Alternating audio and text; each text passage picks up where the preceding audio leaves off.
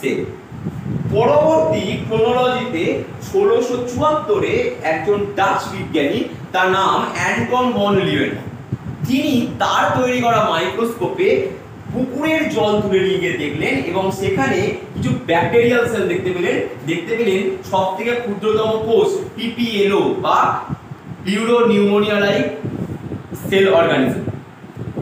এই আরেকটি নাম আছে মাইক্রোপ্লাজমা গ্যালিসেপ্টিকা। এছাড়া তিনি দেখেছিলেন কিছু মাছ এবং অ্যাম্ফিবিয়ার স্পার্ম এবং ডিম। সুতরাং এই অ্যান্টন ভন লিউয়েনহফকে আমরা বলতে পারি যে তিনি প্রথম জীবিত কোষ আবিষ্কার করলেন। পরবর্তীতে 1838 ম্যাথিয়াস স্লেডেন, তিনি ছিলেন একজন জার্মান বোটানিস্ট। তিনি প্ল্যান্ট টিস্যু নিয়ে কাজ করছেন। তিনি দেখছেন যেখানেই প্ল্যান্ট টিস্যু সেখানেই প্ল্যান্ট সেল। সেখান থেকে তিনি মনে করলেন যে আরে তাহলে গাছের যে কোনো অঙ্গ নিশ্চয়ই কোষ দিয়ে তৈরি। তিনি বললেন every plant body is made up of cell, অর্থাৎ প্রত্যেক উদ্ভিদ দেহ কোষ নিয়ে। এর ঠিক এক বছর বাদে 1839 থিওডোর সোয়ান, তিনি ছিলেন একজন ইংরেজ জুলজিস্ট। তিনি নার্ভ টিস্যু নিয়ে কাজ করছিলেন, নার্ভ টিস্যু নিয়ে রিসার্চ করছিলেন।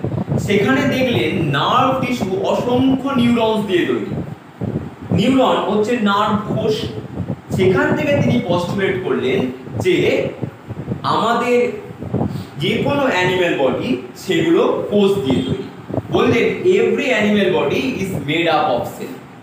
তারা যে দুজন যে পস্টুলেশন করলেন, যে থিওরিগুলোর কথা বললেন, সেগুলোকেই আমরা বলি সেল থিওরি। এখন তারা বলতে পারলেন না কি? তারা এটা বলতে পারলেন না যে কোষটা এসছে কোথা থেকে। পরবর্তীকালে রিসার্চ আরো এগিয়ে গেল। এরপরে 1855 অর্থাৎ 1855 রুডল্ফ ভার্শাও বলে একজন রাশিয়ান বিজ্ঞানী, তিনি টিস্যু নিয়ে রিসার্চ করছেন এবং সেখানে দেখছেন যে একটি সেল ভেঙে দুটি সেল তৈরি হচ্ছে।